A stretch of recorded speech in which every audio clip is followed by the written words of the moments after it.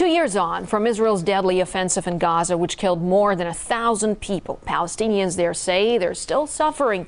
In 2008, Israel launched massive air and ground strikes on Hamas targets in response to rocket attacks.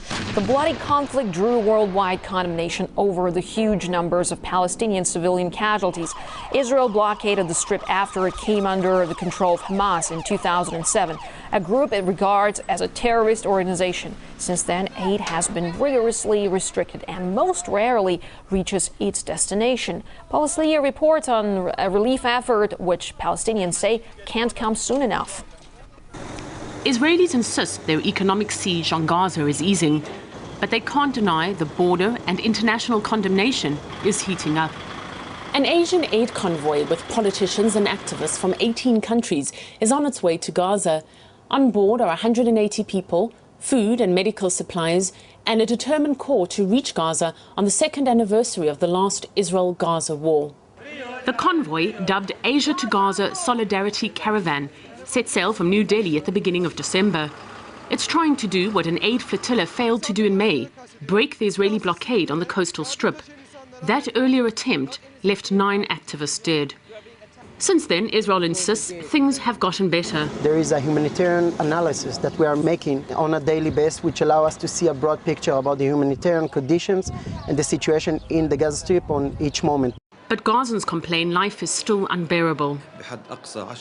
Israel has limited the number of trucks, clothes and shoes coming into Gaza, and this causes problems with coordination in Gaza.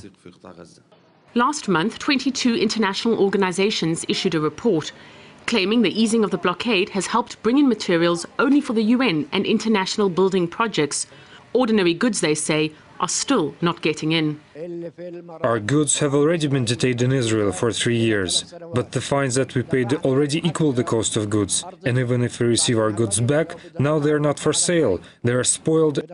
And those goods that are getting in, they're too expensive for most people here. The goods that we receive are not of a high quality, but we have to buy them because we don't have an alternative. Cars have also become a luxury. $2,000 for an engine, while just $200 for a rather simplistic alternative. What can we do? There's no fuel for vehicles, there are no spare parts. Inevitably, you resort to this kind of transportation, to donkeys. This is one of the largest cattle markets in Gaza, and as the economy here plummets, it too is struggling to survive. We have no animals and no barley today, and even when we have barley, people aren't always here to buy. It's been 4 years since Israel imposed its siege on Gaza to try and break Hamas's support.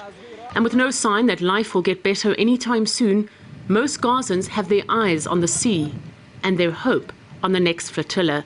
Paula Slier, RT, Israel.